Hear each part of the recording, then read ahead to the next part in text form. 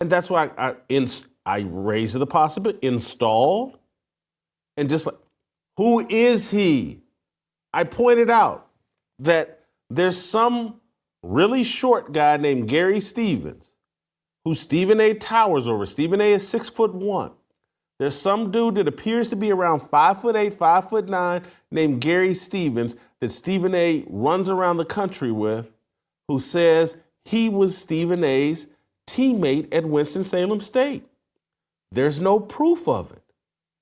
We've called the registrar trying to find out, is there a Gary Stevens that was at Winston-Salem State during this time period? They said no, couldn't find it. There were other people that we asked about, other people listed on the stat sheet that they could find them in the registrar's deal. The only Gary Stevens that I was able to find was referenced in a 1989 newspaper story as a 6'3" guard coming in from Inglewood. Nowhere in the story does Stephen A. say, I was on the team. Here's what happened, or here's what I think happened, or here's what me and my teammates talked about having happened. Nowhere in that story does he call for Big House Gaines to retire. That's what I was trying to provoke from Stephen A. Smith. Give us an explanation. Help us understand. And so inadvertently, last night, I think during his 40, 50-minute rant, let me find the slot, let's see.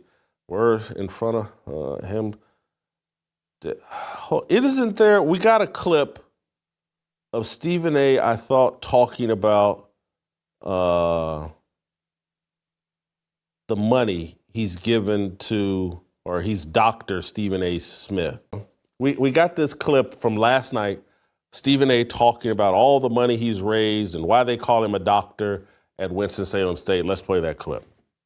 By the way, ladies and gentlemen, I'm an honorary doctorate member. I have an honorary doctorate from Winston-Salem State University because of my contributions to Winston-Salem State. I'm called Dr. Smith.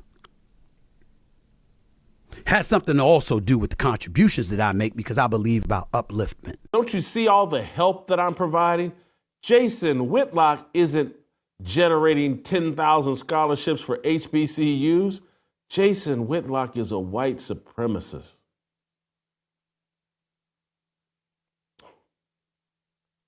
I'm a journalist, but more than that, I'm a Christian, and I believe all truth is good.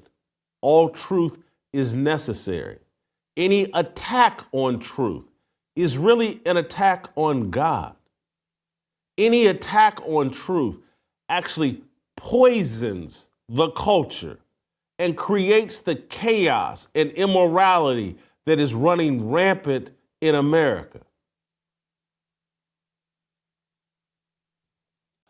When I first read Stephen A.'s book, the first thought that ran through my mind was, oh man, we got the Barack Obama of sports.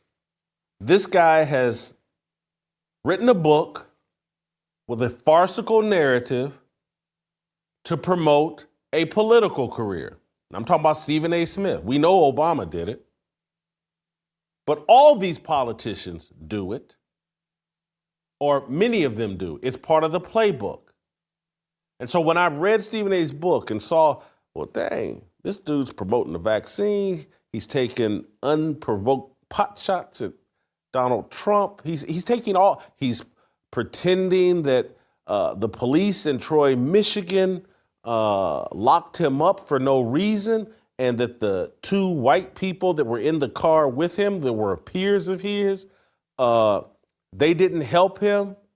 He had to call some black woman in Atlanta to get him out of jail.